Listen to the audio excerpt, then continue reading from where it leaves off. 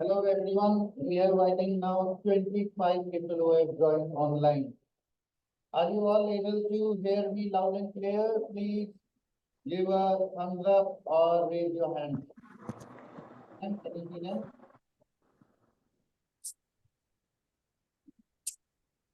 Are you all able to hear me?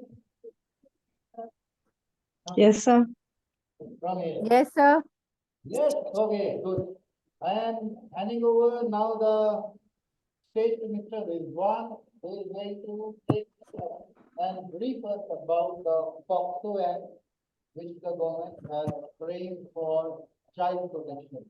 So Mr. Rizwan will be giving you a knowledge about what are the requirements and what are the things we need to do for to abide by it. Thank you, sir. Over to you. Thank you. So हम लोग सीधे सीधे point पर देर हम विद्वान पेशे से वकील और मेरी वकालत भी अलग स्कूल मैंने बच्चों के अधिकार पर बच्चों में भी उन बच्चों के जिनके समझने और समझाने की क्षमता इंटेलेक्चुअल और एक दूसरी बात मैं वो वाला वकील हूँ जब आप बच्चे थे आप सब जिस वकील की आपको जरूरत महसूस होती थी अपने घर में समाज में स्कूल में वो वाला वकील नहीं है जब आप छोटे बच्चे तो आज हम इसी तरह के कानून के बारे में बात करें और क्या होता है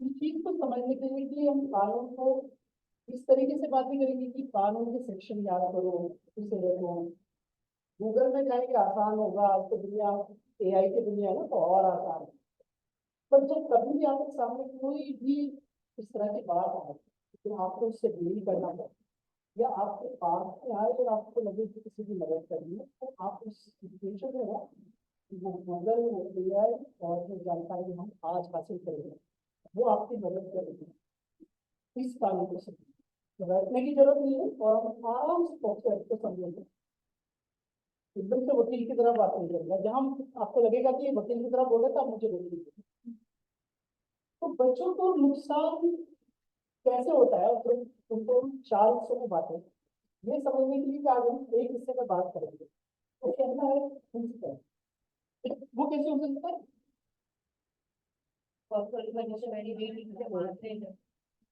माता पिता भी मान कर सकते स्कूल में दोस्त भी कर सकते हैं बाहर सड़क वो जो पीटना है वो फिजिकल हार्म बच्चे को इमोशनल कैसे हो सकता है नेगेटिव पॉइंट ये आपको दिख रहा है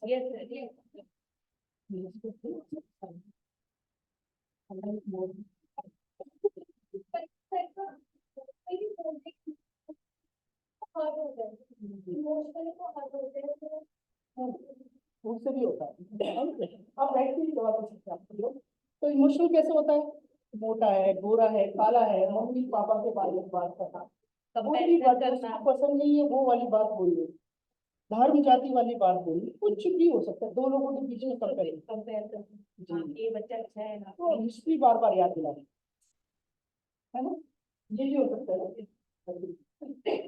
और नेग्लिजेंस कैसे हो सकता है पॉइंट ऑफ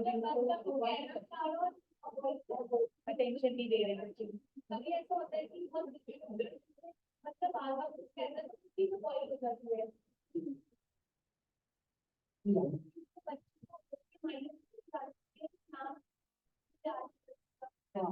और नेगेटिव ये एक एग्जांपल होगा कि किसी को लगता है कि मैं सामने से अच्छी तरह नहीं देख पाता हूँ अच्छे से देख पाता और उनको लगता है इसकी आंखों में प्रॉब्लम है उस पर आई टेस्ट की जरूरत है माता पिता भी नहीं करा रहे हैं हम लोग भी ध्यान नहीं दे रहे है ना ये नेगलिजेंस है किसी को एलर्जी होती है खाने से किसी को किसी चीज से होती है वो नेगलिजेंस और हम सोच सकते हैं कि थोड़ी सी अगर इसको फर्क मिल जाए थोड़ी सी फर्क मिल जाए तो इस बच्चे काफी कुछ कर सकता है जैसे पेंटिंग लर्निंग जानते हैं चार आमतौर से जानते हैं लोग, सारे जमीन पर देखने के बाद से एक जानते हैं, डिसलेक्सिया, डिसकैल्कुलिया, डिसग्राफिया, है ना? इस तरह से लड़के कंफ्यूज होते हैं। तो उन एमडी को आइडेंटिफाई ना कर पाना और करते रहना कि ये उनका जो लिखा है कि ये नेग्लिजेंस की हो सकता है। तो ये अलग अलग तरीके हैं जिनके अलग अलग कानून डील करते हैं, बच्चे के अधिकार हैं, उनको अलग अलग कानून डील करते हैं। और दुनिया जस्टिस है, हमारा राइट टू एजुकेशन है, हमारा rights of person with disabilities है। और जो जो मनी भी होती है हो सकती है, तो ये इससे बहुत फर्क पड़ता है। पूरी जीवन में पढ़ाई लिखाई के ऊपर उसकी जिंदगी के ऊपर। तो आज हम सिर्फ ये हिस्सा कवर करेंगे कि इसके बारे में कानून क्या करते हैं, हमारे ऊपर क्या जिम्मेदारी है और कैसे हम बच्चे की जिंदगी सुंदर बना सकते हैं।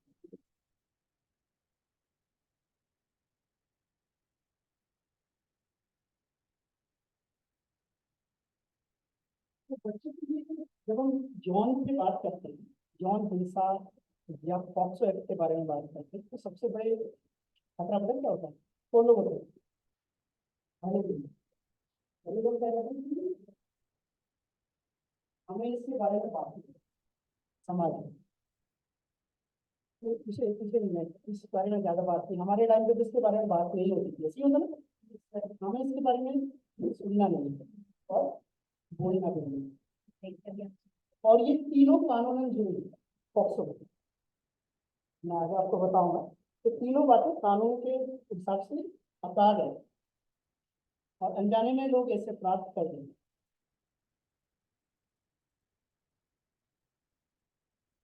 अब हम क्या करते हैं कि पॉक्सो एक्ट को समझने के लिए हम इसको तीन हिस्सों में बांटें, ताकि हमें जो भी बातें पॉक्सो एक्ट में लिखी आम बोलचाल के तरीके से, अगर हम उनको तीन हिस्सों में बांटे उन ऑफेंसेस को, अभी हम ध्यान रखेंगे हम तीन चीजों, जो हमने चार हार्म बच्चों को होते हैं उनको पहले चार हिस्सों में बांटा, जो नेग्लिजेंस है, फिजिकल जो हार्म है और इमोशनल हार्म है, और यौन यानी सेक्सुअल हार्म के बारे में बात करें।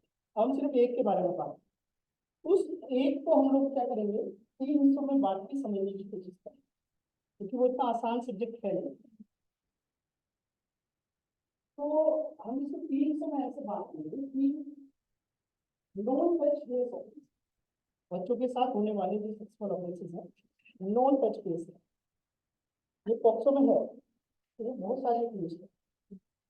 और टच बेस ऑफेंसेस और अदर ऑफेंसेस हम किसको लेंगे, टच और नॉन टच की बात कभी बचता है, और अदर में हम उनको लेंगे जिनको आम जिंदगी में हम लोग अपराध समझते ही नहीं, हम सोचते हैं ये तो कोई बात नहीं, ये तो अपराध होगा ही नहीं शायद, ये तो मैं अगर मैं ऐसा करूँ तो ये कोई मैं अपराध नहीं किया, मतलब मैंने किसी बच्चे के साथ यौन शोषण या यौन अपराध नहीं, तीसरी कैटेगरी में उसको। तो पहली कैटेगरी में कौन कौन से आएगा, क्या लगता है कौन से ऑफिस है? हाँ, थोड़ा एक्सप्लेन नहीं किया।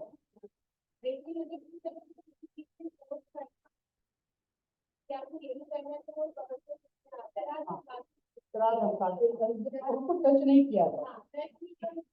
हाँ हाँ, और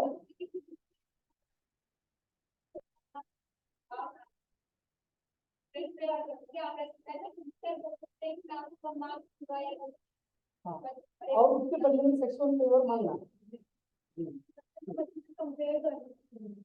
हाँ यस, तो टच तो नहीं किया बच्चे को, लेकिन हमने उसको ऐसा वीडियो दिखाया या अपना बॉडी पार्ट ऐसा दिखाया जो नहीं दिखाना चाहिए बच्चे, टच तो नहीं किया ना। और क्या हो सकता है, उसके सामने अपनी प्राइवेट जिंदगी की बातें करें, बच्चा वहां मौजूद है और कोई अपनी कहानी बता रहा है, बच्चे की खुद की नहीं, ऐसा हो सकता है ना, जाने अनजाने में हो सकता है। और क्या हो सकता है नॉन टच किसी,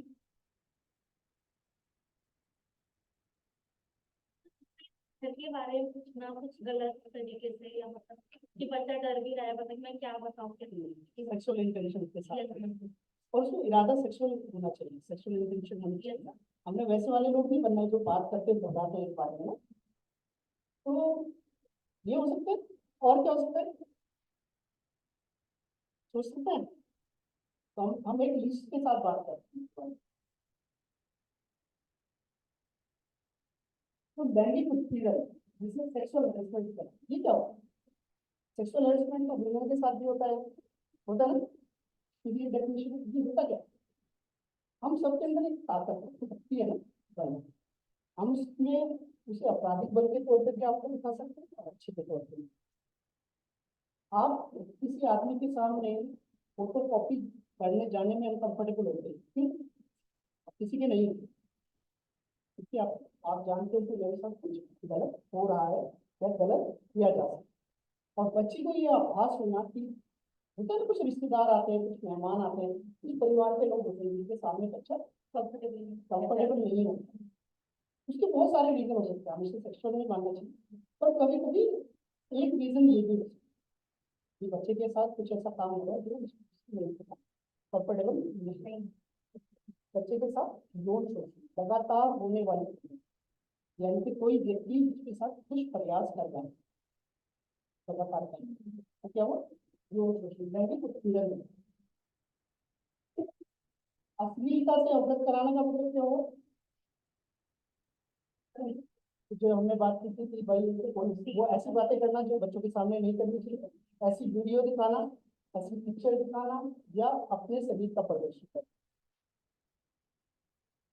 ऐसी चीज को बेचना, वो भी अपराध है क्या?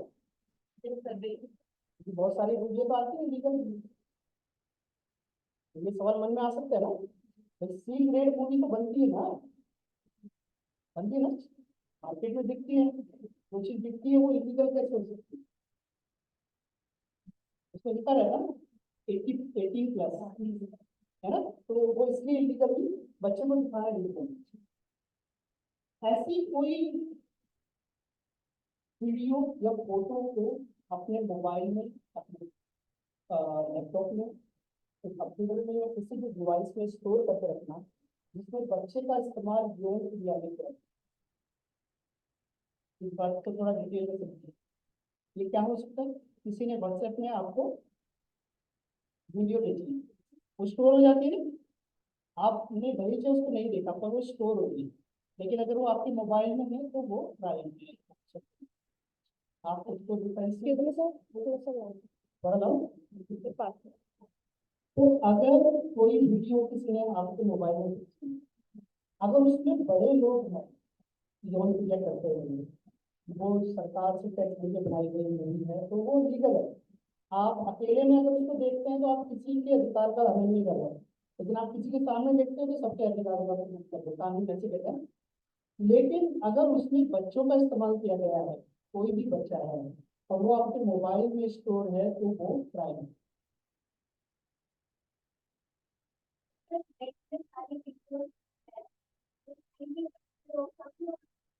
तो डॉक्टर हमारा के लिए वो ऐसी को बेचना क्राइम है, चलिए यहाँ पे नहीं चल सकता और वापस तो नीचे एरो आ रहे हैं, नीचे वाला साइड से एक फोर में इंजीनियरिंग कोई भी हो सकता है, कंपनी में वो चीजें बैन होनी ऑनलाइन रन होना चाहिए। चाहिए, ऑनलाइन बैन होना चाहिए। ऑनलाइन सेक्सुअल ऑफेंसेस के लिए बैन सब कुछ है, बैन है।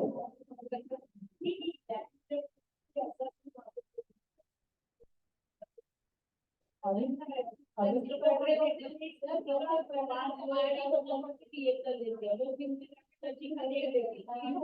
टॉपिक है जिससे हम लोग आने वाले हैं, ये बहुत हाँ नहीं मेरे को गवर्नमेंट को प्लान कर सकते हैं। हाँ चलिए ऐसी एक ही स्टेज वाले ये नहीं बोल सकते, ये वाले ये नहीं वहाँ पर कुछ और बिल्कुल लेकिन कैसे पता है सरकार को कि जिसके हाथ में मोबाइल होगा उसकी होता है? सर हम कोई ऐड देख रहे होते हैं, कंटिन्यू कोई ऐड आने से होगा। अच्छा मैं आपसे एक बात पूछती हूँ, क्या इसके नाम से आज मैं रविका से भी क्या किसी बच्चे के नाम से आप नेटवर्क कनेक्शन ले सकते हो?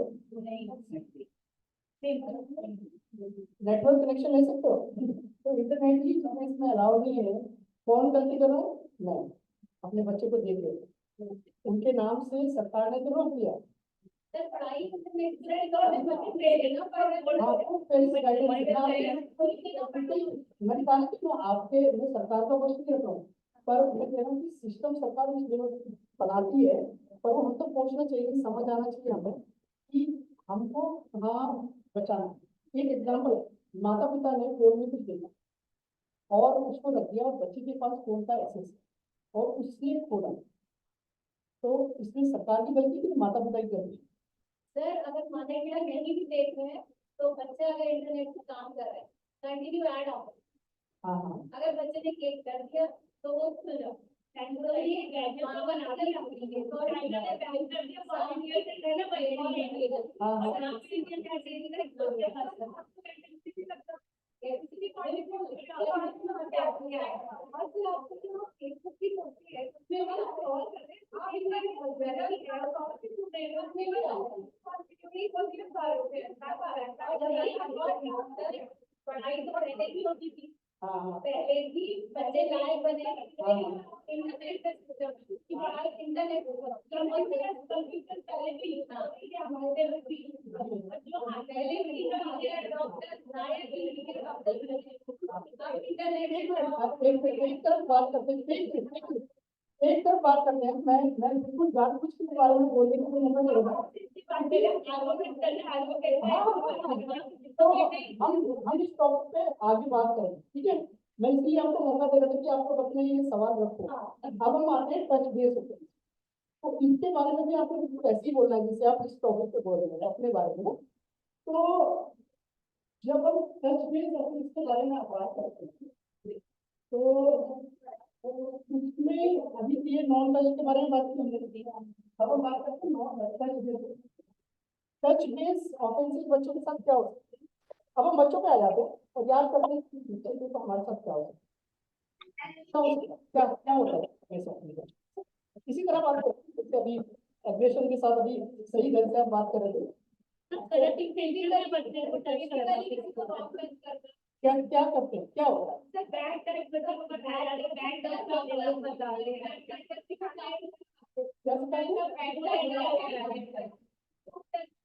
अभी हम इस बारे में बात करते हैं। आप इस बारे में बाद में बात करेंगे। पहले होता क्या है पहले ये जान लें। रेशो की तो बात है, पहले होता क्या है तो खुल के बात नहीं कर पा रहे। सबसे बुरा क्राइम बच्चे के साथ क्या हो सकता है? रेप कहते हैं ना बच्चा, हम उसको कहने में डर रहे हैं। रेप क्या होता है? टच बेस सबसे बड़ा क्राइम बच्चे के साथ क्या होता है? रेप होता है ना, रेप या कुकर्म होना इसको कहते हैं ना। तो हम उसको पहले खुल के बोलेगा, फिर क्या क्या होता है वो अलग बात है। तो सबसे पहले टच बेस क्राइम क्या हो सकता है? रेप या कुकर्म। दूसरा क्या हो सकता है? गलत ढंग से गलत अंगों को टच करना। और क्या हो सकता है? एक ऐसी वीडियो बनाने के लिए उसको टच करना जिस वीडियो को आप सेव करना चाहते हैं, जो अपराधी सेव करना चाहते हैं, ये होते हैं ना। तो इसमें क्या है कि कानून बड़े ढंग से होता है, यहाँ गौर से देखिएगा कैसे ये क्या बना रहे हैं परवेशन लेनी। तो हम लोग कानून में क्या बोलते हैं उसको, जिसको आम बोलचाल में रेप बोलते हैं, तो क्या बोलते हैं? परवेशन लेंगे हम लोग। अब इसका मतलब क्या हो?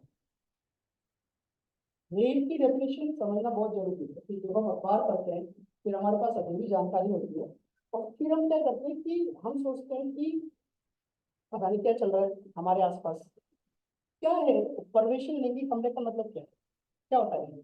अब मैं आपको एक इशारे में बोलता हूँ, शक्ति कपूर जो मूवी में करता है वही नहीं होता है। बिना इच्छा किसी के साथ करना हो साथ भी माना जाता है। और रेप की 5 डेफिनेशन हमको जाना है। पहली, जबरदस्ती, जो हमने कहा शक्ति को कोई किसी के साथ मूवी में करता है आप उससे इमेजिन कर सकते। दूसरी आपने कहा किसी स्त्री की इच्छा के विरुद्ध उसके साथ यौन क्रिया करना। और तीसरा क्या है? सहमति के बिना चौथा क्या है, धोखे से सहमति लेके जो आप नहीं हो, या ऐसी पदार्थ खिला के जिससे सहमति देने की स्थिति में नहीं थे या मानसिक रूप से विकलांग थे। तो धोखे से सहमति कैसे ली जाती है, मैं तुमसे शादी करूंगी, मैं तुम्हारे साथ ये तुम्हें फायदा देंगे, इसको कहते हैं ना धोखे से सहमति।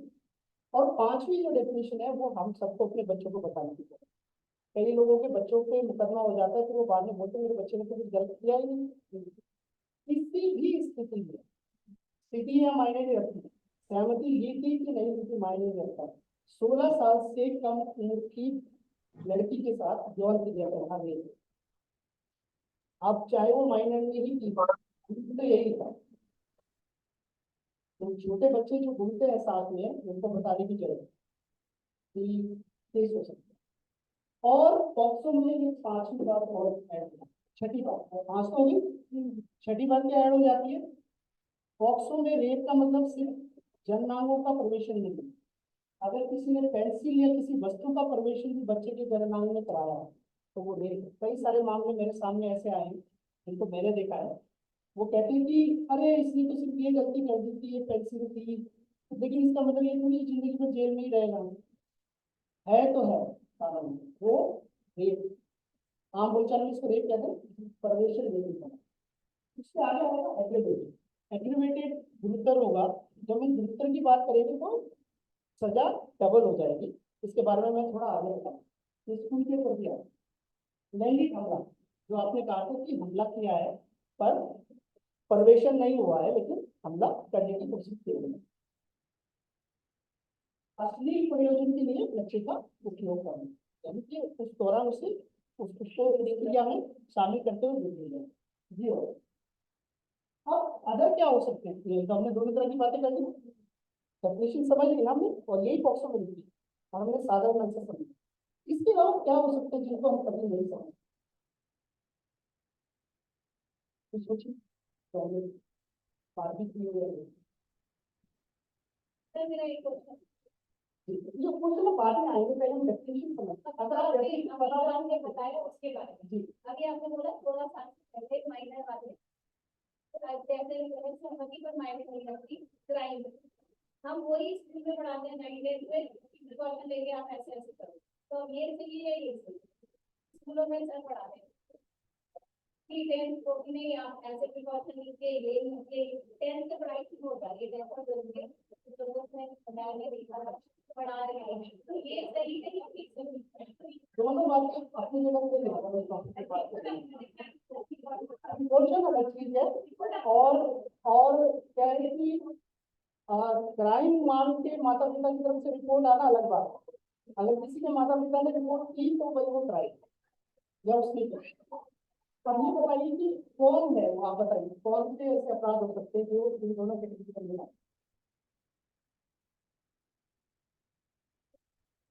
टच बेस्ड नहीं है, नॉन टच बेस्ड नहीं है, उस व्यक्ति ने अपराध किया ही नहीं है लेकिन वो उसको कितनी सजा मिल सकती है, तो मैं थोड़ा सा बता दूं।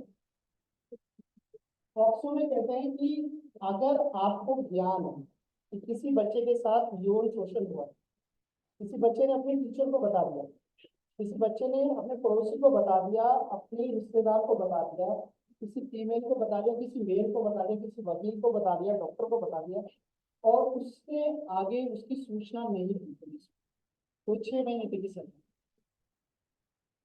और हम सोचते हैं कि अपराधी नहीं, करने वाला दूसरा है पर सिर्फ जानकारी। कुछ स्कूल है जिनका मेरे पास नोटिस, जिनको नोटिस दिया है, सेक्शन 41 का नोटिस देती है ना पुलिस, पकड़ के नहीं ले जाती, जब तक बुलाएंगे हम आपको आना पड़ेगा। तो 4 स्टेज होते हैं कोर्ट में जहाँ वो बच्चा नाम ले सकता है कि किस किस को पता था, तो ये अपराध। झूठी शिकायत, आमतौर से ऐसा माना जाता है कि बच्चा झूठी शिकायत नहीं करेगा, या तो उसके दिमाग में किसी ने डाला है या भरा है, या कोई बदला लेना चाहता है, कोई किसी से कॉम्पिटिशन करता है, कोई किसी से जीत रखा है और उसके दिमाग में डाल के इसके ऊपर एलिगेशन बना दे। तो जैसे मैंने 4 स्टेज की बात की, उन्हीं 4 स्टेज में ये भी निकल के आ ही जाएगा लंबे समय में काउंसलिंग के दौरान भी कि ये शिकायत नहीं है। तो बच्चे के ऊपर तो कोई सजा नहीं होगी, पर उनकी शिकायत कराने वाले को 6 महीने से 1 साल तक की सजा हो जाए। और तीसरा है सबसे अलग, ये हम लोग बहुत जल्दी कर देते हैं, पहचान का खुलासा करें, पहचान का खुलासा नहीं कर सकते। लोग क्या करते हैं, गुस्से में आके कि फला धर्म फला जाति की लड़की के साथ, फला धर्म फला जाति के फला लड़के ने क्या किया, यौन शोषण किया, सारे इकट्ठे हो जाओ, 6 महीने तक की सजा और 1 साल तक की सजा। पहचान का खुलासा। तो वैसे भी अगर हम सामाजिक तौर से देखते हैं, जिंदगी भर के लिए हमने उनका भला किया, तो बुरा किया, वो परिवार को कैसे पहचाना जाए? अच्छा, ये वही परिवार होगा, ये वही परिवार है, इसके बेटे के साथ वो करूँगा, उसकी आइडेंटिटी हो जाएगी उस परिवार को। और इसमें हम अपराधी नहीं है, हमने वो वाला अपराध नहीं किया, लेकिन क्या है, ये भी अपराध है। तो जानना जरूरी है, जिनके बारे में आगे हम पढ़ेंगे और जिनको जानना जरूरी है। अब हम आसानी से पॉक्सो एक्ट को समझ, कुछ लोग पॉक्सो भी बोलते हैं, लेकिन वो थोड़ा सा अलग डेफिनेशन है, अगर समझ में आगे चलता है। Protection of children from sexual offences, अब यौन अपराधों से बालकों का संरक्षण। बालकों का मतलब इसमें बालक बालिका है जी। आप लोगों ने पेन सुना होगा, तो ये 2012 में आया कानून, और 14 नवंबर को क्या होता है, उसी दिन आया और उसी दिन लागू। कुछ कानून ऐसे थे 3 महीने बाद लागू होते हैं, कुछ अलग भी होते हैं, ये उसी दिन आया उसी दिन लागू हुआ। और बहुत छोटा सा कानून है, छोटी सी सेक्शन है, लेकिन बहुत महत्वपूर्ण है, बहुत छोटा सा कानून। और स्पेशल लॉ बताना जरूरी है कि हमारे मेजर एक्ट होते हैं, जैसे आपने सुना होगा आजकल आईपीसी सीआरपीसी में चेंज हो रहा है, जुलाई से चेंज हो जाएगा, भारतीय दंड दंड संहिता, न्याय संहिता बन जाएगी, अलग अलग बन जाएगा। तो ये होते हैं हमारे मेन कानून, और जो बात आईपीसी में नहीं लिखी है वो अपराध नहीं है। जब आप, इसका क्या मतलब हो, जब आप एफआईआर निकालने जाते हैं पुलिस में और आप कहते हैं कि एक आदमी आया और पीछे से एक डाकू आया, ठीक है, और पीछे से आया और उसने मेरा पर्स छीना और भाग गया, तो क्या आप डाकू कह सकते हैं? डाकू होने के लिए 5 लोग होना जरूरी है, और पर्स छीन के भागने वाला कौन करता है? स्नेचिंग करता है, वो चोर भी नहीं है, वो टप्पेबाज है, स्नेचिंग कर रहा है। तो वो कौन है? वो चेन स्नेचिंग करने वाला। आपके साथ चोरी की घटना नहीं आती, आपकी रोज आवाज को छीना गया, ना तो आप सो रहे थे, ना आपकी जानकारी के खिलाफ ले गए, तो वो उसको उसकी अलग डेफिनेशन। तो जब आप रिपोर्ट दिखाने जाते हैं तो वहाँ डेफिनेशन सेट करते हैं, और जो आप रिपोर्ट में लिखते हैं उसी हिसाब से धाराएं लगती है, ये जानकारी के साथ नहीं।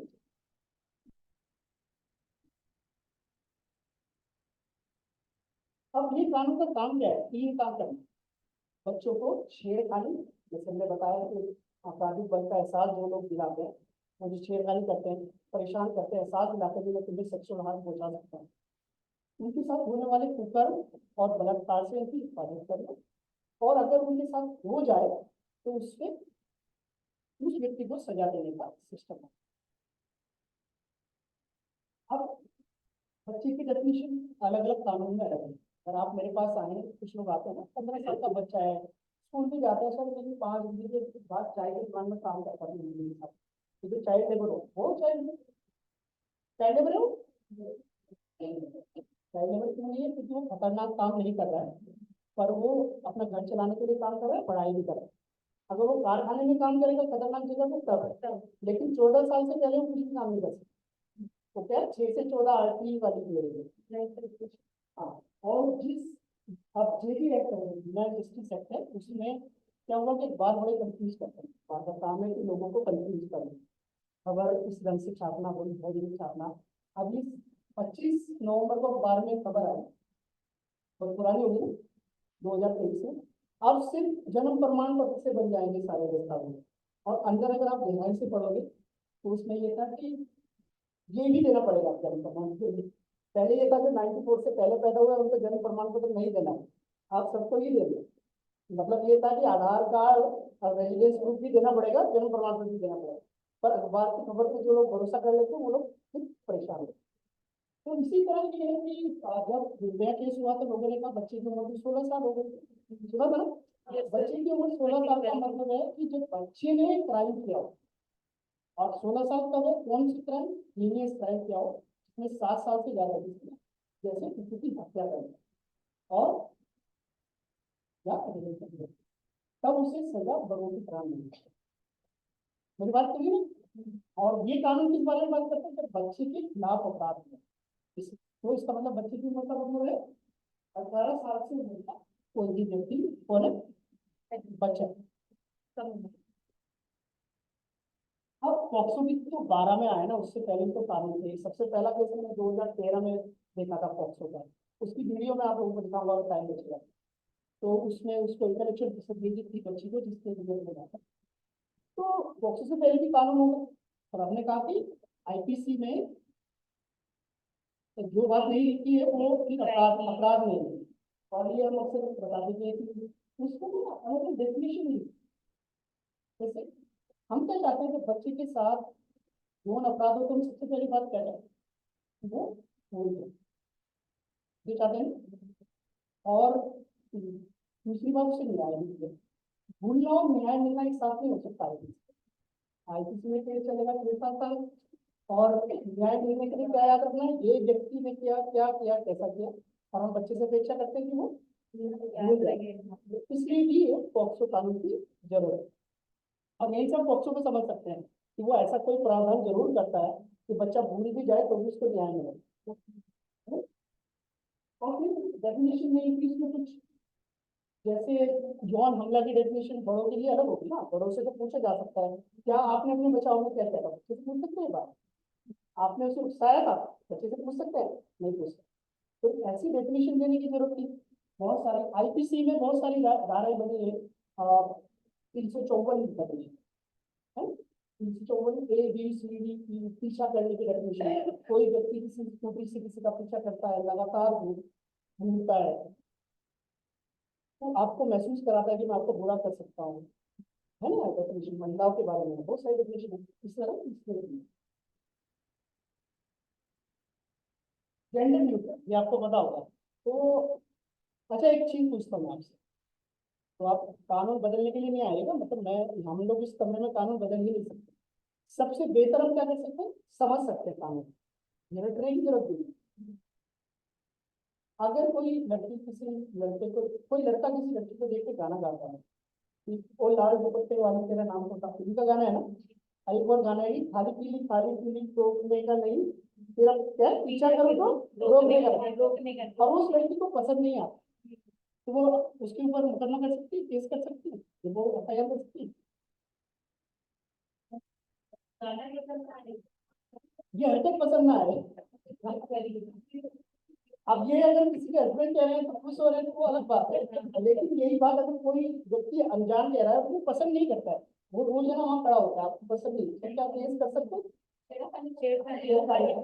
354 और 509। 509 में सीटी बजाने में 509 है, गंदा गाना गाने में 509 और 354 ABCD में से लगी। कोई लड़की है, उसका कोई पीछा करता है अपनी बुलेट से और वो लड़की स्कूटर से चल रही है, तो वो एफआईआर कर सकती है ना कि मेरा पीछा करता है। स्टॉकिंग जिससे कहते हैं, स्टॉकिंग ना नहीं कहने वाला हूँ, नहीं कहता हूँ। अगर वो जवान लड़का है और लड़की गाना गाती है कि वो लाल शर्ट वाले तेरे नाम को बता, तो क्या वो एफआईआर कर सकते हैं। लेकिन करता नहीं, करते नहीं है पर कर सकते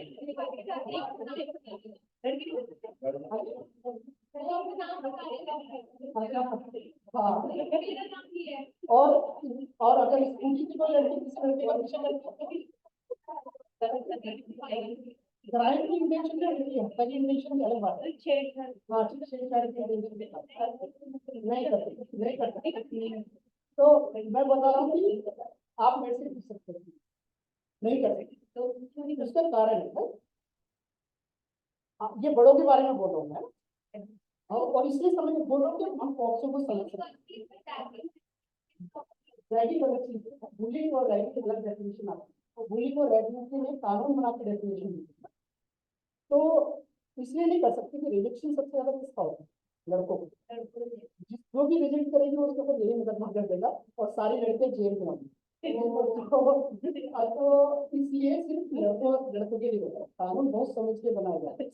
लेकिन छोटे बच्चों के मामले में ये जेंडर न्यूट्रल। जेंडर न्यूट्रल का मतलब क्या हुआ, किसी भी जेंडर का लोग किसी भी जेंडर के व्यक्ति के खिलाफ यौन शोषण कर सकते एक बड़ी उम्र की महिला एक छोटे लड़के के साथ भी यौन शोषण कर सकती है, लड़की के साथ भी यौन शोषण कर सकती है, और ट्रांसजेंडर के साथ भी कर सकती है। एक व्यक्ति जो पुरुष है पॉक्सो में 18 साल से छोटे बच्चे के साथ, वो महिला के साथ भी कर सकता है, वो पुरुष लड़के के साथ भी कर सकता है, और ट्रांसजेंडर के साथ भी कर सकता है।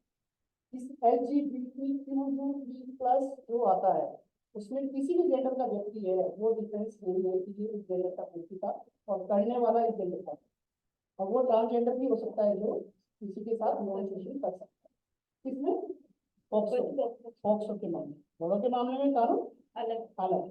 ये समझना क्लियर है यहाँ?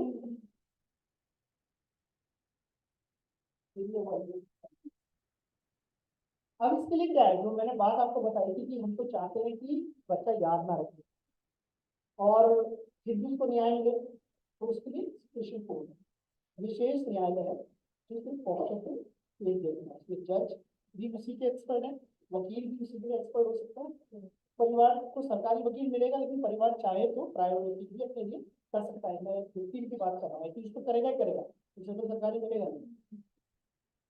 अब रिपोर्टिंग का क्या तरीका है, आगे मैं बताऊंगा रिपोर्टिंग के लिए भी, क्योंकि अब मैं जब ये कह रहा हूँ कि आप लोगों की भी जिम्मेवारी है बताना, तो ये बताना भी जरूरी है कि कैसे करें।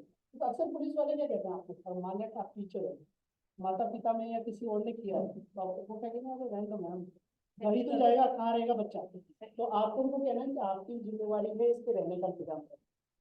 पुलिस बच्चे को CWDC के सामने पेश करेगी और 24 घंटे के अंदर अंदर उसके रहने का इंतजाम करेगी। बाल गृह में करना चाहे तो वहां करेगी, उसको लगता है नाना नानी के साथ सही है, नाना नानी के पास भेजेगी। अगर परिवार में हुआ है तो परिवार से दूर बच्चा कहाँ से है हमें भिजवाना पुलिस की जिम्मेवारी।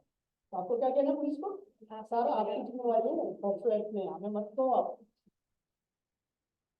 अब पुलिस को जो है जांच के दौरान जो है पुलिस की भूमिका में भी रहता है, संरक्षक की भूमिका में रहता है, यानी बच्चे के सामने यूनिफॉर्म में भी नहीं आए, और वो आए तो पुलिस की गाड़ी की खुद खड़ी करके आए,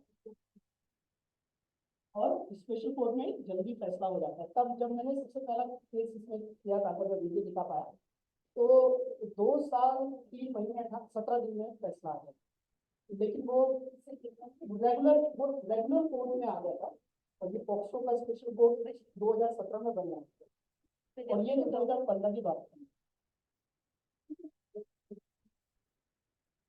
अब क्या होता है कि मान लिया किसी बच्चे के साथ यौन अपराध है, और वो सवाल तो वही है ना, किसी न्याय कैसे मिलेगा। तो जैसे ही किसी बच्चे के साथ यौन अपराध होता है तो आप पुलिस को बोलेंगे 1-2 दिन के अंदर अंदर उसका बयान कराएंगे मजिस्ट्रेट के सामने। इतना रहे 164 का बयान कहते हैं, आपको याद रहेगा मजिस्ट्रेट के सामने बयान कराएंगे, ये याद रहेगा ना, मजिस्ट्रेट तो याद रहेगा ना, मजिस्ट्रेट के सामने बयान करें।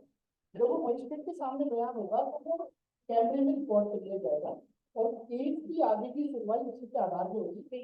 बच्चे को सिर्फ और सिर्फ उसके बाद DNA टेस्टिंग के लिए बुलाया जाएगा, बच्चे को बार बार बच्चे को उसके परिवार को नहीं बुलाया जाएगा। तो उनको कई बार लगता है हमारा केस ठीक भी चल रहा है, नहीं चल रहा है, पर बच्चे को बार बार नहीं बुलाया जाएगा, क्योंकि चाहते हैं बच्चा भूले, कोई प्रॉब्लम नहीं, बच्चे को याद रखने की जरूरत है, क्योंकि वो कैमरे में रिकॉर्ड कर लिया गया है जब। लेकिन हमारी सामाजिक जिम्मेवारी क्या है कि ये बयान हो जाए, कई बार पुलिस इसको होने में देर करती है, 2 दिन के अंदर जो जल्दी हो जाए, चाहे पहले दिन हो जाए, लेकिन FIR दर्ज होती है। अब क्या होता है कि हमारे यहाँ प्रैक्टिस का तरीका क्या है, जैसे किसी को मरीज को अस्पताल में लेके जाओ, बाहर निकलो सब बाहर निकलो, ये बोलते हैं।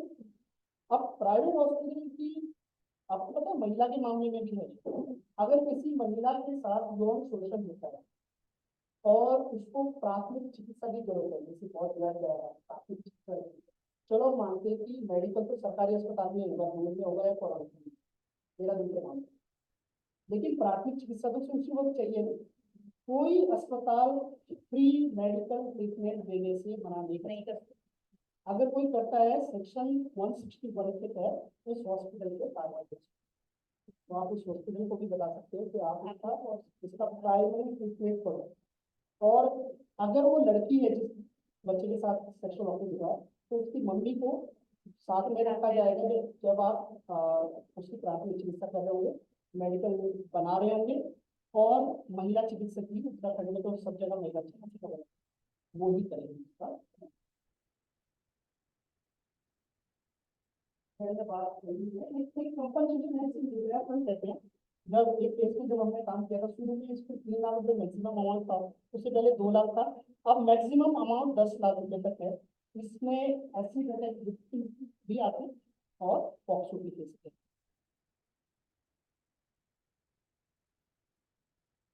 अब इस बारे में हमने बात करनी थी कि मैंडेटरी रिपोर्टिंग है। अब मैंडेटरी रिपोर्टिंग के बारे में सबसे बढ़िया बात क्या है, अब किसको बताना है कानून में क्या शब्द लिखा है, जिसको इस बात का ज्ञान है। ज्ञान कैसे होता है, ज्ञान कैसे होता है, देखकर सुनकर या बताकर।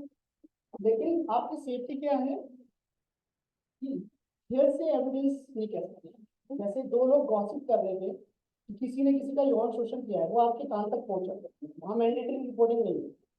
बच्चे ने आपको डायरेक्ट बताया है, आपने डायरेक्ट सुना है या डायरेक्ट आपके साथ बात आई है, किसी तीसरे ने चौथे के बारे में बताया तो आपके ऊपर मैंडेटरी रिपोर्टिंग की जिम्मेवारी नहीं आती। लेकिन अगर आपकी ज्ञान में बात आती है, बच्चे को आप जानते हो किसके बारे में बात हो रही है, क्या बात हो रही है, क्या उसके साथ हुआ है, या आपने उसको देखा है कि इसको चलने में प्रॉब्लम है, तो ये 40 के लिए जाता है तो उसको कोई दिक्कत नहीं, आपने सवाल पूछा उसने बताया है ना, और गुमसुम बैठा है अपना, हम तो उसे ऐसा नहीं कर रहे, तब तब रीजन है।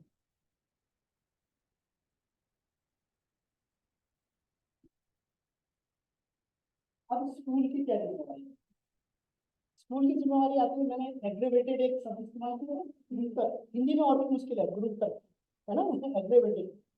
तो जहां भी ये शब्द आएगा वहां सजा दुगनी हो जाएगी, और ये किन पे लागू होता है, स्कूल में काम करने वाले हर व्यक्ति को। और भी जी, थैंक यू। तो स्कूल में काम करने वाले हर व्यक्ति के ऊपर आता है एग्रीवेटेड क्राइम है, उस व्यक्ति के ऊपर जिसको माता पिता ने बच्चे को इस जिम्मेवारी के साथ सौंपा है कि हमारी तरफ देखने करें। यानी कि ड्राइवर अगर बस में जाए, अगर वकील के पास सौंपा है बयान देने के लिए, डॉक्टर के पास सौंपा है, पुलिस के पास सौंपा है, तो एग्रीवेटेड क्राइम है। और जहां भी एग्रीवेटेड क्राइम होगा, गुरुतर क्राइम होगा, तो सजा दुगनी हो जाएगी। आपको सिर्फ FIR में लिखना है, ऐसा अपराध करने वाला बच्चे का टीचर, ऐसा अपराध करने वाला बच्चे का मामा था, ऐसा अपराध करने वाला बच्चे का वकील था, तो सजा क्या होगी, लगभग लगभग डबल होगी हर मामले में। और स्कूल की जिम्मेवारी क्या है, कैसे आते हैं, आप चाहोगे स्कूल में पुलिस आए, अब कोई बताएगा तो नहीं। अब मैंने तो आपको ये जानकारी दे दी कि आपको बताना जरूरी है, आप हर इंडिविजुअल, नहीं तो बच्चा क्या कर सकता है, 4 स्टेज तुम्हें आते। पहली स्टेज क्या होगी, इन्वेस्टिगेशन। इन्वेस्टिगेशन में जब उसको पूछा जाएगा कि क्या क्या हुआ था, कैसे कैसे हुआ था, तो काउंसलर भी होंगे, वो पूछेंगे किस किस को पता था, वो कहेगी मेरे टीचर को तो पता था। क्या होगा, जब वो 164 के बयान देगी, जो बयान हमने बताया है, बच्चा जो मजिस्ट्रेट के सामने बयान देगा, और उसकी स्टेज में वो वहां भी बता सकता है, पता बता सकता है, और वहां किसी का नाम आ सकता है। जब उसका मुकदमा चलेगा, उसका डिफेंस को वकील उसको डिफेंस करना चाहिए, और जब वहां बहस होगी वहां भी बता दिया जा सकता है। आखिर तक उसके पास 4 जगह मिल सकती है स्टेटमेंट की, फाइनल स्टेटमेंट। तो क्रॉस होता है, किसी भी स्टेज में बताएगा तो हाँ किसी भी स्टेज में बताएगा, कोर्ट से सीधा नोटिस आएगा जिसके नाम हुआ है। दिल्ली का एक स्कूल है, उन्होंने मेरे से कॉन्टेक्ट किया कि आप हमें क्यों नोटिस दिया, हमने तो बल्कि बताने की कोशिश, और अब स्टाफ तो परेशान हो जाएगा, हम बताएंगे कैसे। और स्टाफ ये भी नहीं कर सकता कि स्कूल में पुलिस बुलाए, ये तो आप इंडिविजुअली तो इन चीजों का हैंडल नहीं कर सकते ना, और करना भी नहीं चाहिए क्योंकि ये तरीका भी नहीं है, ये तो कोई प्रोटोकॉल नहीं है। तो स्कूल में क्या होते हैं, स्कूल में मैंडेटरी नहीं है, कानून में मैंडेटरी नहीं है, पर सेफ है चाइल्ड प्रोटेक्शन ऑफिसर बनना, और एक चाइल्ड प्रोटेक्शन पॉलिसी बनाना, जिस पर हर स्टाफ के साइन कराए जाते हैं हर साल, कि हमने child protection policy POCSO act के बारे में सबको जानकारी दे दी है, और उस पॉलिसी पे सबने साइन किए हैं। नए स्टाफ को कोई करोगे तो सबसे अपनी करके साइन ले लिए हैं। ठीक है, और उस प्रोटेक्शन ऑफिसर को बताया जाए। अब रिपोर्टिंग को कैसे करेंगी वो मैं थोड़ा आगे बताता हूँ, क्योंकि रिपोर्टिंग के लिए मैं आसान मैकेनिज्म बताऊंगा। रेगुलर पुलिस के पास जाओगे, हमको अगर हमारे सीनियर गुरु जी बैठे हैं यहाँ बिश्नोई जी, अगर हमको पुलिस वालों को मैं जो लोग बैठते हैं कहाँ, वो जो वो लिखते हैं तो उनका अनपढ़ मान वो लोग तो बहस करते हैं बस, कानून तो वो नहीं जानते। कानून तो जिसके पास 2 स्टार नहीं है उसके नीचे कोई कानून नहीं जानते। ट्रेनिंग कानून की पुलिस में उसमें दी जाती है जिसके पास 2 स्टार है उसके बाद शुरू होती है, उससे नीचे नीचे नहीं होती। उससे नीचे तो उन्हें डंडा लगाना, सड़क में ट्रैफिक संभालना यही सिखाया जाता है। तो अब सजा में बात करते हैं, पुलिस जो मैंने बताया उसके बाद मैं बताऊंगा कि रिपोर्ट कैसे करें।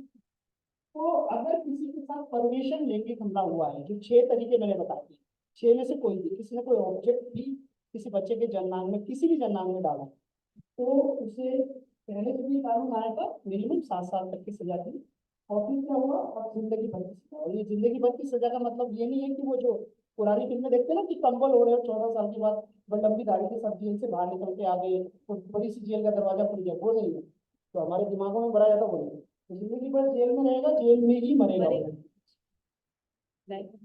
अगर ये एग्रीवेटेड क्राइम है यही, तो मिनिमम सजा 10 से 20 साल हो जाएगी। 12 साल से छोटे बच्चे के मामले में 20 साल हो जाएगी, बड़े बच्चे के मामले में 10 साल हो जाएगी, और दुगना हो जाएगा, और जिंदगी भर की सजा से ऊपर तो कुछ हो नहीं सकता। अगर उस अपराध के दौरान वो बच्चा विकलांग हो गया शारीरिक या मानसिक रूप से, या उसकी मृत्यु हो गई, तो मृत्यु दंड। ये है हमारे कानून में 2018 के पास। यौन शोषण बच्चे का करते हैं तो 3 से 5 साल में, और यही यौन शोषण वो व्यक्ति करता है जो एग्रीवेटेड है। एग्रीवेटेड की परिभाषा बता चुका हूँ, तो 5 से 7 हो जाएगा, ज्यादा हो चलो। जाएगा। हाँ, तो आपने बोला था। हरेसमेंट जो करते आपने हैं, बोला था। जैसे हमारे समाज में है वो, ऐसा नहीं कि हमारी सभ्यता का हिस्सा है, पर समाज में कि ऐसे अंगों पे हाथ लगाना, बच्चे की जान नहीं लगाना चाहिए प्यार में लाड में, वो 3 साल तक की सजा है। तो बड़े लोग अभी भी करते हैं, उनको अगर बताएं तो उनको यहाँ तक नहीं पहुंचती वो बात। और बच्चे को उस ये यूज करना, पोर्नोग्राफिकल यूज करना, ये अपराध है, तो जिंदगी भर की सजा होगी। किसी के मोबाइल में स्टोर है वो वीडियो, चाहे किसी ने भेजी है, वो उसमें आपका डिफेंस नहीं हो सकता। एक केस हमारी नजर में आया था, वो देहरादून का नहीं, कहीं जानकारी पढ़ने के लिए आया था कि उसने कहा जब वो पकड़ा गया उसके मोबाइल में वीडियो मिली जिसमें चाइल्ड पोर्नोग्राफी थी, कि मैं तो बताने ही जा रहा था। और उसने कहा 3 महीने बाद तो उसको सजा हुई है। तो डिफेंस क्या है, आप तुरंत उसको जवाब दें, आपने ऐसा वीडियो भेजा, कैसे आइंदा ऐसा भेजेंगे, मैं पुलिस को रिपोर्ट कर दूंगी। तो पुलिस में हम शिकायत कर रहे हैं। पुलिस से सब लोग डरते हैं, पर शिकायत के तरीके मैं आपको बताऊँ। और आगे भी है, रिपोर्ट ना करने पे, रिपोर्ट अगर आपने नहीं की तो 6 महीने तक की सजा है। और आपको कोई बचाने की कोशिश करता है उस व्यक्ति को, तो जानकारी होते भी बच्चों को नहीं पता, 1 साल तक की सजा हो जाएगी। उस व्यक्ति को भी 1 साल तक की सजा हो जाएगी। मान लिया आप मुझे कहें कि आप हमें हेल्प करो, तो मैं लीगल हेल्प तो कर सकता हूँ, कोर्ट में जाके आपका आपका केस तो रिप्रेजेंट कर सकता हूँ कि ऐसा नहीं किया, पर आपको बाहर से बाहर बचाने की कोशिश करूँगा तो 1 साल तक की सजा हो। आप कुछ चीजें क्या होता है कि जब बच्चे आपको बताते हैं कि मेरे साथ यौन शोषण हुआ है या यौन अपराध हुआ है, सबसे पहले काम हम क्या करते हैं? मुझे लगता है टाइम ज्यादा होगा ये भी है ना। सबसे पहले काम हम क्या करते हैं? हम लोग भावुक होते हैं। तो आपको क्या देना है? भावनाओं को कंट्रोल करना। आपने देखा वकीलों का पेपर, पुलिस का पेपर, पुलिस में जो इंचार्ज होता है वो काला चश्मा क्यों पहनता है? ताकि आप उसकी आंखों में दया या गुस्सा ना देखें, है ना। जब वो आपसे बात करने आता है, इन्वेस्टिगेशन करने आता है, तो वकील होंगे, जो समझदार वकील होंगे, उनके चेहरे पे भाव नहीं लगेगा। भाव से क्या होगा कि आप उसी दिशा में घूम जाते हो जिस दिशा में भाव है। बच्चा कैसे होता है? बचपन से बच्चा को लगता है कि ये दुनिया मेरे लिए पैदा हुई। मैं रोता हूँ तो सारी दुनिया मेरी तरफ भाग के आती है, मैं पौटी करता हूँ तो उसे धोने के लिए आती है, उसे धोने की देर है, और वहां से वो उभर के आया। तो जिस तरफ आप भावनाएं ले जाएंगे, जिसको आपके अटेंशन चाहता है, अपनी अब वो आप उससे सच निकलवाएंगे। आपने गुस्सा दिखाया, अच्छा तुमने पहले किसी झूठा आरोप लगाया था, उसके साथ हुआ होगा, आप उसको सच नहीं दिखाया। किसने दिया? फिर उसको लगेगा ये उसके साथ जाके लड़ेंगे, मम्मी पापा वो नहीं दिखा, भावनाओं को कंट्रोल रखें, बिल्कुल चेहरा आपका किसी भी भाव का नहीं दीजिए। आगे लीडिंग क्वेश्चन, पुरानी पिक्चर देखिए अशोक कुमार की, इसको कहते हैं ऑब्जेक्शन में लॉर्ड लीडिंग क्वेश्चन आता है ना, उसका अब मैं ऊपर समझाता हूँ कि वो क्या हो रहा है। वो होता है तो ऐसे क्वेश्चन जो आपको दिशा देते हैं। कैसे दिशा देते हैं? कहीं पापा नहीं कहता होता है ना, कोई पड़ोस में शैतान बच्चा, हम अपने बच्चे को सिर्फ उसको चोट लगी चाहे ठोकर ही लगी, अच्छा उसने मारा, हम ये नहीं पूछते कि कैसे लगा, है ना, ये लीडिंग क्वेश्चन है। अच्छा उसने मारा, पिछली बार उसने मारा था, तो ये लीडिंग क्वेश्चन, क्यों तुम्हारे ऊपर नहीं किया था, क्या ये डैडी ने किया, कभी कभी कर सकते हैं, क्या ये मम्मी ने किया, ये क्या होता है लीडिंग क्वेश्चन। एक आपने फोटो ले लीजिएगा, लीडिंग क्वेश्चन के लिए कुछ एग्जाम्पल दूंगा, पर कल को आप मेरी गलती मत निकालना, क्योंकि एक जगह निकालिए कि वो लीडिंग क्वेश्चन उन्होंने सोचा ये पूछने हैं और दूसरे वाले नहीं पूछने, तो जो रेड में है वो नहीं पूछने, और जो ब्लैक में होंगे वो पूछने हैं। तो बच्चे से ये सवाल नहीं पूछे कि आप श्योर हो कि ये हुआ है, आपको कोई जरूरत नहीं पूछने की कि आप श्योर हो कि नहीं। इसका फोटो ले लीजिए, अपने ग्रुप में शेयर कीजिएगा, तुमने पहले भी किसी के ऊपर ऐसा आरोप लगाया था क्या, है ना, इस तरह के सवाल। तो आप चिल्लाए थे, आपने खुद को बचाने की कोशिश की थी, आपको खुद आनंद तो नहीं आ रहा था कहीं, तो ये लीडिंग क्वेश्चन और ये बच्चे से पूछने वाले क्वेश्चन है नहीं।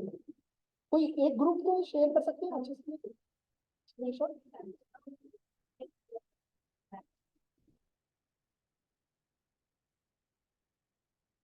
झूठ तो नहीं बोल रहे हो, पहले भी तुम्हें झूठ बोलने के कारण एक मुसीबत में फंसे थे, ऐसा तो नहीं हुआ कभी, हुआ तुम्हारे साथ ऐसा तुमने झूठ बोला है?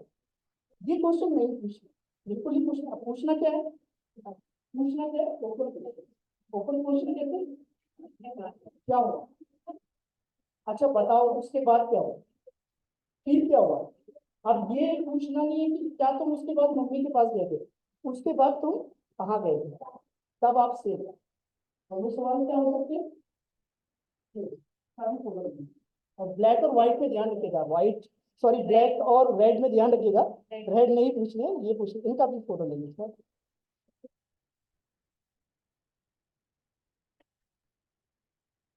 आप पूछ सकते हो कि मैं ऐसा क्या कर सकती हूँ जिससे आप रिलैक्स महसूस करें, जिससे आप सुरक्षित महसूस करें। आपको ये बताने की जरूरत नहीं क्या मैं आपको नाना नानी के पास भेज दूँ, आप उससे पूछिए बच्चे से, ओपन रहिए। यहाँ तक क्लियर है? तो अगर आप उससे पूछेंगे आप किसके पास जाना चाहेंगे, वो सोचने मजबूर हो जाएगा कि जिंदगी भर के लिए मुझे तो नहीं बोलेगा। अगर आप ये पूछेंगे कि मैं ऐसा क्या कर सकती हूँ कि आप सुरक्षित महसूस करें, तो आपका सवाल अलग है। तो ये है ओपन क्वेश्चन, ये आपको बच्चे को पूछना है, और तभी आपको सच पता लगेगा, ये तो पता नहीं लगेगा। अब है रिपोर्ट किसको लिखना।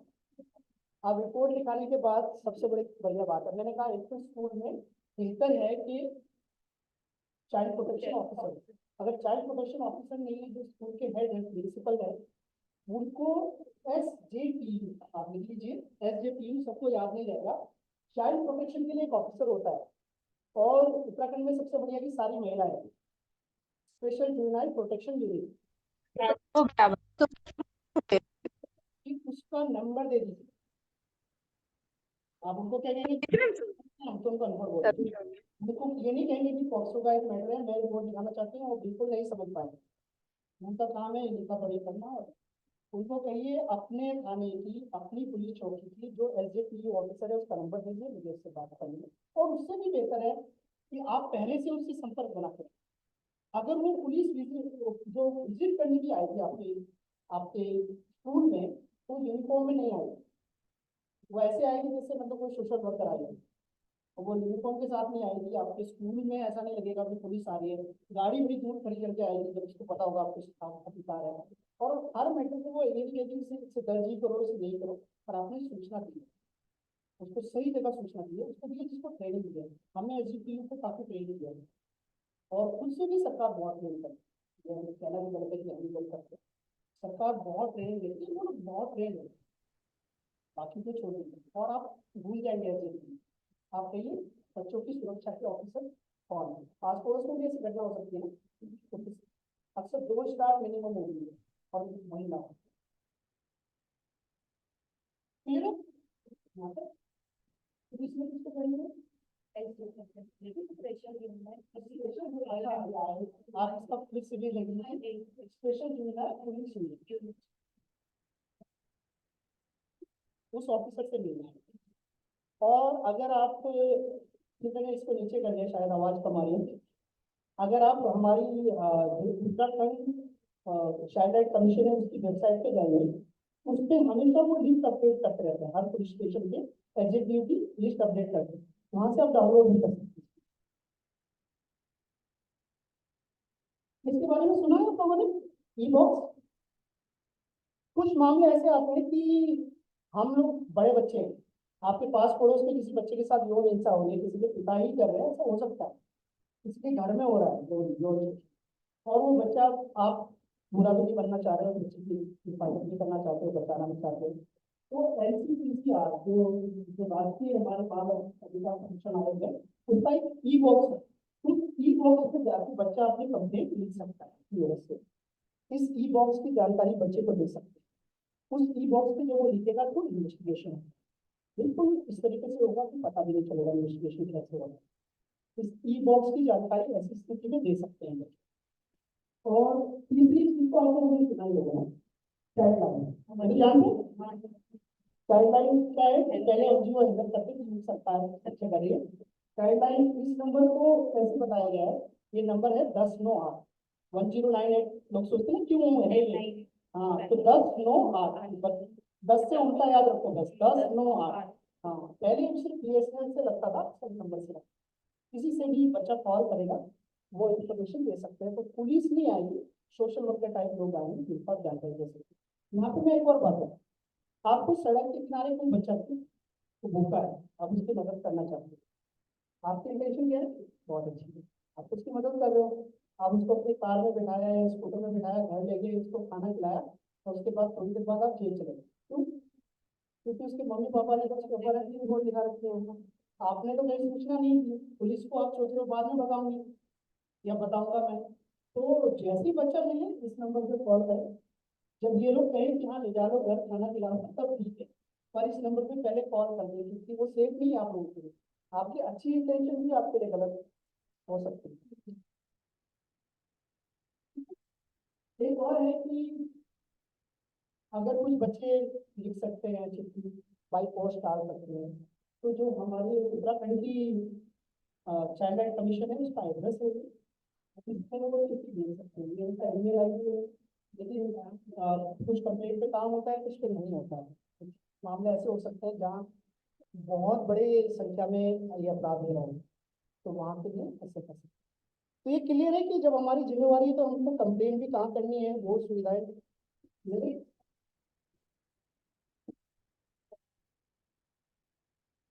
अब ये लास्ट है, इसके बाद हम सवाल ही पूछ सकते हैं। तो जानकारी, एक तो कानून की जानकारी होना जरूरी है। कई बार हम सोचते हैं कि हमें तो हमारा ब्रेन कैसे काम करता है, डिफरेंसी ब्रेन में काम करता है। जैसे ही हम बच्चों के अधिकार की बात करते हैं तो हम भूल जाते हैं कि हम भी बच्चे थे और हमारे भी बच्चे हैं और हमारे बच्चों के भी बच्चे होंगे, जिस भविष्य की हम सुरक्षित करने की बात कर रहे हैं। हम सिर्फ डिफेंस की बात कर रहे हैं, डिफेंस के अलावा भी बहुत सारी चीजें जिनके ऊपर ध्यान देने की जरूरत है, और वो जानकारी ही आपका डिफेंस है। अगर आप अवेयर हैं,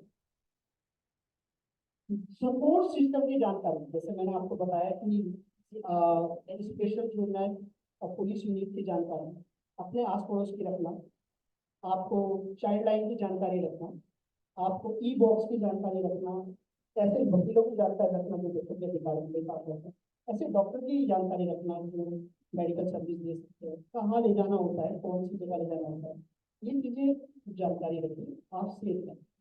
आपको अपने स्कूल के मैकेनिज्म की जानकारी है, क्योंकि हमारे स्कूल में किसको जानकारी देनी है, हमने कैसे, हमारा फ्लो क्या है, किसको जानकारी, और प्रोएक्टिव है। ऐसा नहीं होना चाहिए कि कहीं कोई बच्चा आपका नाम ले रहा है और जिसको आप अपराधी नहीं समझते। Thank you.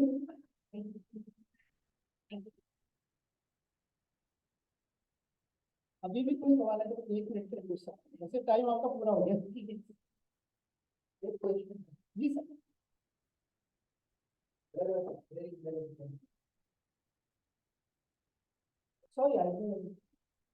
very genuine question. Yes, sir. Yes, sir.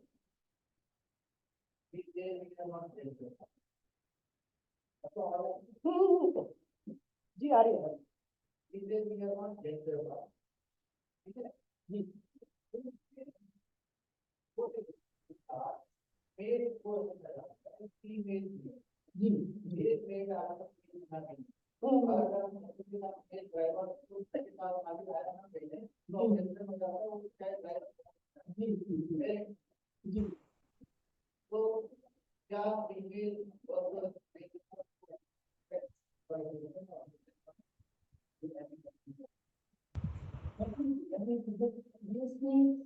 ये बड़ा इंटरेस्टिंग सवाल आपने पूछा है, बहुत प्रैक्टिकल है। ये सवाल आपने एक बात बोली थी, उसके बारे में बताना चाहता हूँ। हम लोग क्या सिखाते हैं बच्चों को? गुड टच और बैड टच। कौन सा टच बोलेंगे? जब मम्मी बच्चे को नहलाएगी तो उसकी कौन से अंगों पे हाथ लगेगा? वो गुड कहाँ से होगा? और वो बैड टच कहाँ से होगा? तो टच की डेफिनेशन को भी समझना है। जो सर ने सवाल किया ना, सेम टच और अनसेम। हम तो कानून में ये पूछते हैं, साइकोलॉजी गुड एंड बैड पूछते हैं, और हम कानून वाले क्या पूछते हैं? Same and unsame. जब पापा आपको नहला रहे थे तो आपको सेफ लग रहा था कि नहीं लग रहा था? मम्मी आपको नहला रही थी, सेफ था कि नहीं था? आया जब आपको लेके जाती है बाथरूम में, सेफ लगता है कि नहीं लगता है? या भैया लेके जाते हैं, जब दीदी लेके जाती है तब सेफ लगता है? सेफ एंड अनसेफ अगर हम डेफिनेशन करते हैं गुड एंड बैड के बताए, क्योंकि गुड टच कुछ होता नहीं, गुड तो यहाँ भी नहीं होता। मैंने यहाँ टच किया पर मेरी इंटेंशन क्या है? बच्चे को हाथ लगाएंगे, मैसेज हो जाएगी। महिलाओं को भी मैं ऐसे टच करूंगा उसे यहीं से समझ में आ जाएगा कि मेरी इंटेंशन क्या है। तो गुड जगह नहीं होती है, सेफ एंड अनसेफ। अगर हम इस परिभाषा में फिट करने की कोशिश करते हैं सर, वैसे इसका कोई जवाब मेरे पास डायरेक्ट नहीं है, पर बच्चों को भी डेफिनेशन सिखाने की जरूरत है कानून में। तो साइकोलॉजी वाले डेफिनेशन हम थोड़ा सा अवॉइड करते हैं, क्योंकि आपको कानून से हिसाब से करना। और सिस्टम में भी सर बोली सेफ एंड अनसेफ, बच्चा किसके साथ सेफ? अगर वो दीदी के साथ सेफ ज्यादा महसूस करता है तब तो दीदी का होना बेहतर है। आपके पास 2 लड़की है, 5 लड़के हैं, पर वो 2 लड़की भैया के साथ तो सेफ महसूस नहीं करते। हम 5 ही लोगों को एक साथ सर्विस दे सकते हैं, पर दीदी के साथ 5 लोग सेफ महसूस करते हैं तो सेफ। ये मेरे से जवाब जी जी जी प्लीज जी प्लीज। और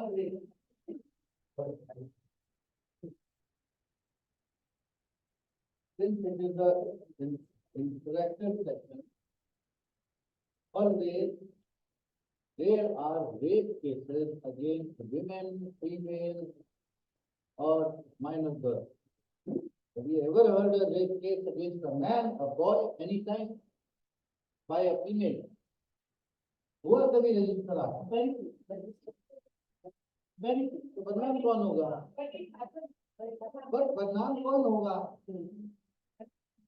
ये लाइमलाइट में कौन है?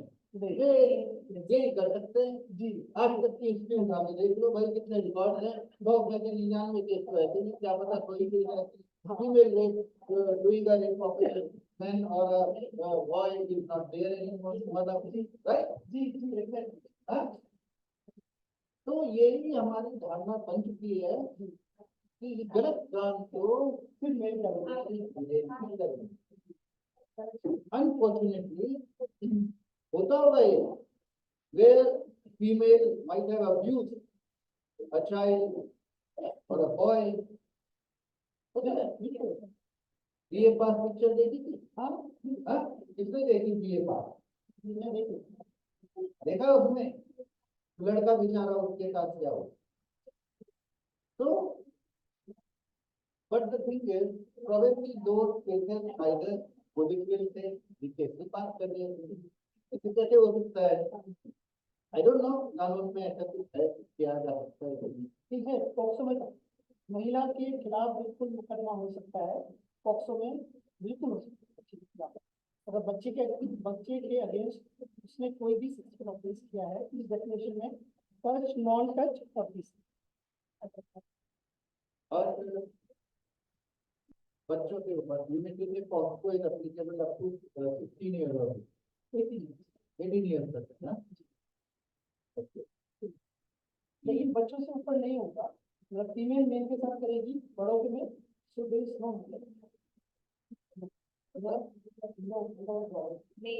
फीमेल आप बोलेंगे मतलब वो फीमेल चाहे कुछ भी कर ले, उनके डेट रजिस्टर हो ही नहीं सकता। कुछ भी नहीं, मतलब सेक्सुअल ऑब्जेक्ट करेगा मेल के अगेंस्ट तो नहीं होगा।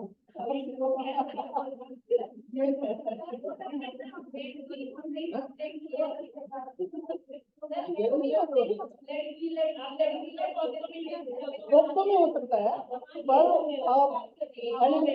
adult female and male, if a female does a sexual object माना नहीं जाता है, माना ही नहीं जाता। नहीं, मतलब अगर आपका सीधा साधा लड़का है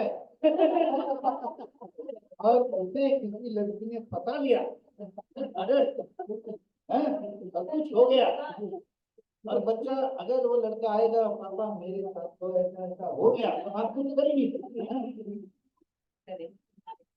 अब बताओ आप, ये जमाना लड़कों का है या लड़कियों का है? बोलते हैं हैं? ये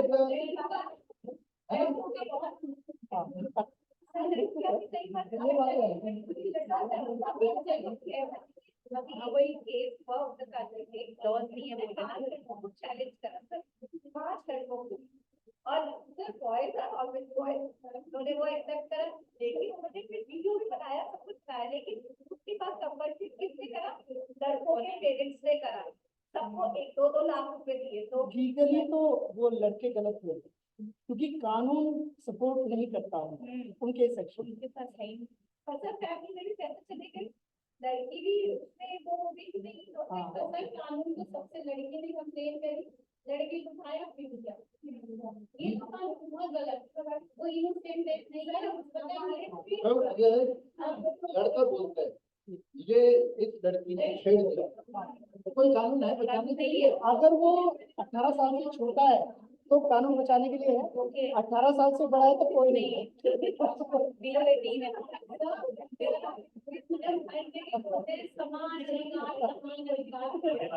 मतलब लड़कों को तो ऐसे चलना मतलब समाज को पेट्रियार्की है ना, फिर भी चल रहा है। चलो दरअसल क्या होता है कि जब तक एक केस मैं सुनाता हूँ, एक केस की जानकारी देता हूँ। ये केस ऑस्ट्रेलिया का है। आप मूवी, आप लड़कों को इजहार करना कहाँ से सीखते हैं? कोई लड़का किसी पिक्चरों से, और पिक्चर में कैसे इजहार होता है? छेड़खानी करना, बिना छेड़े तो लड़की उससे प्यार करेगी ही नहीं, करेगी, करते किसी पिक्चर में? बिल्कुल नहीं करते। तो ऑस्ट्रेलिया में एक केस ऐसा आया है, ये ऑस्ट्रेलिया में 2004 में आया है कि वो क्या करता है, उस लड़की को छेड़ता है बार, और उसका वकील डिफेंस में कहता है, जब वो केस कर देती है पुलिस ने, डिफेंस में उसका वकील कहता है कि ये भारतीय है। हम अपनी भारतीय परंपरा में गर्व करते हैं ना, लेकिन पुरानी परंपराओं में कर सकते हैं।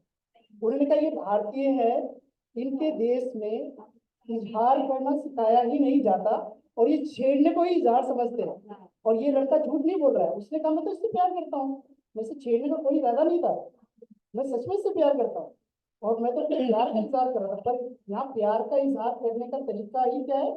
छेड़ना। और ये परिवारों से नहीं है, ये संस्कृति भी नहीं है, बदनाम हम हुए किस वजह से? फिल्मों की वजह से। ये फिल्मों की संस्कृति की दीवाने पीछे पीछे चलते हैं, और वहां से शुरू होकर फिर वो सारे हीरो यही करते हैं। तो ये वास्तविकता है। एक मूवी में आपको छोटी सी दिखाऊंगा, एक केस पे जो मैंने काम किया था, ह्यूमन राइट वॉच एक इंटरनेशनल ऑर्गेनाइजेशन है, छोटी सी मूवी है 4 मिनट, तब तक पॉक्सो अदालत में नहीं बनी थी। तो 2013 की बात है, 2012 में कानून आया था। उस बच्ची को 13 साल की थी, और इंटेलेक्चुअल डिसेबिलिटी थी, समझने समझाने में उसकी बात नहीं समझा सकती थी। उसके साथ देहरादून में ये रेप हुआ था। और फिर ह्यूमन राइट वॉच के बारे में जानते हैं लोग, ये इंटरनेशनल ऑर्गेनाइजेशन ये 12 केस पब्लिश करती है जो उनके हिसाब से बेस्ट प्रैक्टिस है। तो उस साल की उन्होंने अपनी एनुअल रिपोर्ट में हमारे केस को अपनी बेस्ट प्रैक्टिस माना था।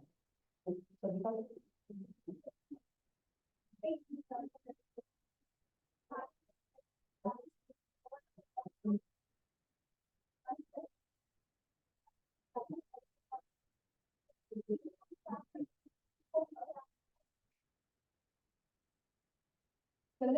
डबल क्लिक डबल डबल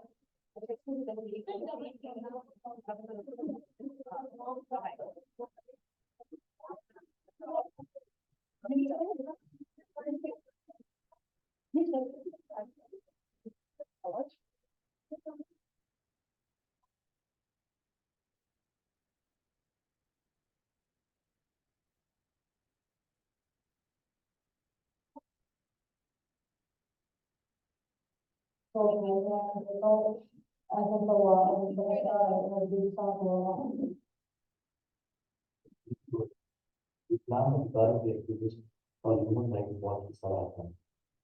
सन 2014 में उत्तराखंड के गांव में 13 वर्ष की रजिया पर उसके भाई के पिता ने बलात्कार किया। रजिया को विकलांगता है, बौद्धिक विकलांगता के साथ साथ उससे बात करने में भी तकलीफ होती है। भारत में न्याय तक पहुंचने के लिए विकलांग महिलाओं और लड़कियों को विशेष मुश्किलों का सामना करना पड़ता है। न्याय प्रक्रिया हर चरण पर उन्हें समर्थन नहीं मिल पाता, जैसे शोषण की रिपोर्ट पुलिस में लिखवाना, चिकित्सा सहायता तक पहुंचना, अदालत की प्रणाली को समझना और मुआवजा पाना। मतलब लड़के वालों का लड़कियों वालों का कहना था कि फैसला करके पैसा ले, और हमारे परिवार के सोच रहे थे कि ये इंसाफ मिले। इस केस में परिवार को अदालत की तरफ से वकील दिया गया था, पर इस वकील को विकलांग लड़कियों या महिलाओं के केस लड़ने का बिल्कुल अनुभव नहीं। ऐसे समय पर मदद मिली रिजवान अली फहीम से, जो लतिका रॉय फाउंडेशन एक स्थानीय एनजीओ के वकील थे। जब हमें परिवार से बताया गया कि पुलिस कार्रवाई नहीं करी, और यहाँ तक भी बताया गया कि वो उसी गांव में घूम रहा है। सन 2012 और 2013 में भारत में नए कानून बनाए गए, जो विकलांग लड़कियों और महिलाओं की विशेष जरूरतों को ध्यान में रखते हुए केस का निवारण करते हैं। इन विकलांग लड़कियों और महिलाओं को इस नए कानून के तहत यह अधिकार है कि वो अपनी चुनी हुई सुरक्षित जगह पर पुलिस को अपना बयान दे, एक अनुवादक या सहायक की मदद से बयान दे, और आरोपी की पहचान करने के लिए देखने के अलावा आवाज या कोई और जरिए का इस्तेमाल कर। लेकिन विकलांग लड़कियों और महिलाओं के अधिकारों की सुरक्षा के लिए ये बहुत जरूरी है कि इन नए कानूनों को ठीक से लागू किया जाए। तो उन्होंने केस डायरी में लिखा कि पीड़िता शायद घटना की वजह से बयान नहीं दे सकती, जबकि कुछ बता रहा मानसिक विकलांग है। ममता गोविल, लतिका रॉय फाउंडेशन की एक सामाजिक कार्यकर्ता। She had speech, वो बोल सकती थी, लेकिन साफ साफ कुछ बता नहीं पाए, और ये समझना आसान नहीं था कि क्या हुआ था। काफी समय लगा। काउंसलर ने एक गुड़िया का इस्तेमाल किया और फिर वो बच्ची बता पाए कि उसके साथ क्या हुआ था। इन नए कानूनों के प्रायोजन में ये साफ साफ लिखा गया है कि पुलिस, अस्पताल कर्मचारी, न्यायिक अधिकारी और न्यायाधीश क्या क्या कदम उठा सकते हैं विकलांग लड़कियों और महिलाओं के समर्थन में। इस केस में डीएनए टेस्टिंग के दौरान रजिया और अभियुक्त को एक ही कमरे में बिठाकर कानून का उल्लंघन किया गया है। पीड़िता की माता को विश्व से बताया और एक्यूज को गलत बताया, और पीड़िता बहुत दुखी है इस चीज की व्यक्ति के साथ, तो एक्यूज उसके सामने अभी क्राउड से बैठा है। हालांकि शुरुआत में इस केस को ठीक से नहीं संभाला गया, परंतु एक वरिष्ठ पुलिस अधिकारी ने समय पर दखल देकर कानून को लागू किया और करवाया। इससे रजिया को ही नहीं, पर उसके जैसी और कई लड़कियों को बहुत मदद मिली। Sanjay Gujral, inspector general Uttarakhand police. जब भी कभी नए मामलों को चिंतित आते हैं, तो ये बहुत जरूरी है कि इसके साथ साथ जो भी इससे रिलेटेड इन्वेस्टिगेटिंग ऑफिसर्स हैं या पुलिस ऑफिसर्स हैं, उनको प्रॉपर्ली ट्रेनिंग दिया जाए, और वो ट्रेनिंग सिर्फ लॉ से रिलेटेड ही ना हो, जो उसके इमोशनल या फिर साइकोलॉजिकल जो इम्पैक्ट विक्टिम पे पड़ता है उसके लिहाज से उनको सैनिटाइज करते हुए। वसीम, रजिया के पिता। परिवार का मेरे साथ अपने बच्चे के साथ जैसा कि ऐसा होता है, तो इंसान के संघर्ष के बाद कोर्ट के चक्कर काटने के बाद जो 2 लाख रुपए का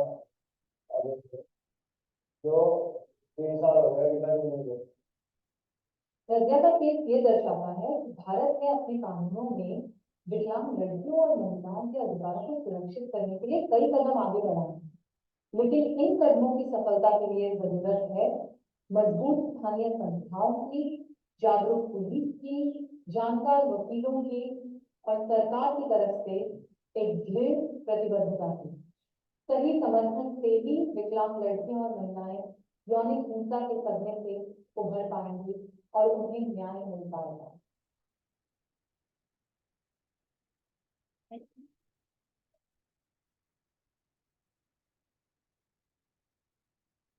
पीड़िता की पहचान छुपाने के लिए नाम बदले गए।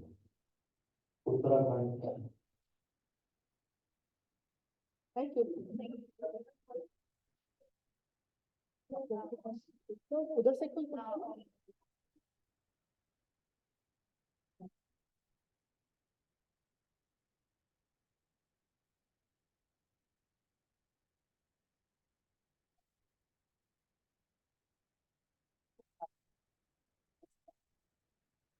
मैं आप